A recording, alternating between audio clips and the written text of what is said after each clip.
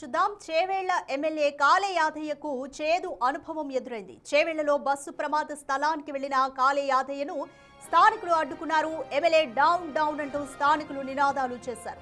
పరామర్శకు వెళ్లిన కాలే యాదయ్యకు నిరసన సెగ తగలడంతో ఇక చేసేదేమీ లేక ఎమ్మెల్యే వెనక్కి వెళ్లిపోయారు.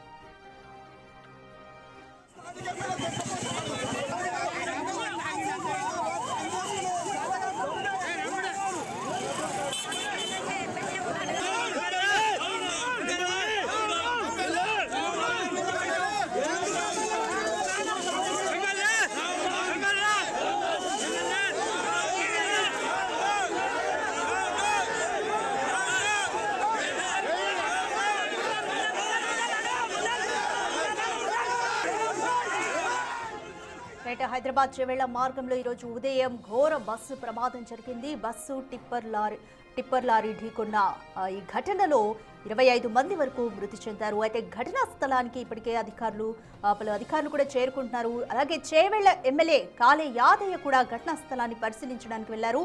అయితే ఊహించని విధంగా కాలే యాదయ్యకు చేదు అనుభవం ఎదురైంది.